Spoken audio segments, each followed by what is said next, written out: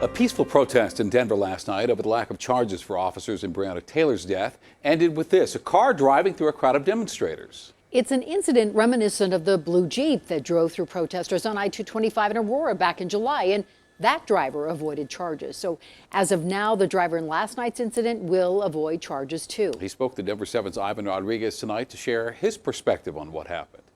Breonna Taylor! In a night when protesters marched on the state capitol to speak out against the lack of charges in Breonna Taylor's case, Jonathan says he was working.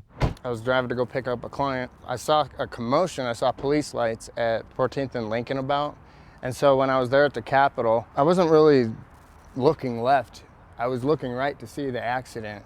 And by the time I kind of turned around, I started just getting surrounded by people. When people started surrounding his car, yelling, kicking, and even using a hammer on his windshield, he knew he had to get out of there. At that moment, I didn't know if somebody was getting in my car. I didn't know what the sounds, it was just chaos. Denver police says Jonathan drove through an area where there was no roadblock. They also saw the incident through their Halo cameras before they detained him. What we can see from the video is that the individual in that car began to be threatened. I think that the vehicle was being kicked, and then that individual eventually kind of worked their way out of that situation. For April Alexander, an associate professor with the University of Denver, the frequency in which this is happening is disturbing. Jonathan had other options. It shouldn't be a free-for-all. There were other cars trying to drive that day, and they stopped. There are people with signs. There are people honking in support.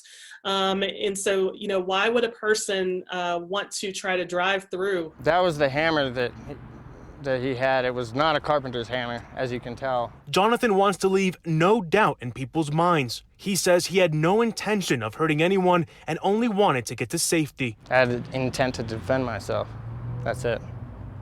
No, I had no intention of hurting anybody. And I'm glad it was a bike that I ran over, because I thought I ran somebody over. So I was glad that nobody got hurt. Denver police say nobody was injured in this incident, and based on the evidence, have not charged him with anything. Ivan Rodriguez, Denver 7.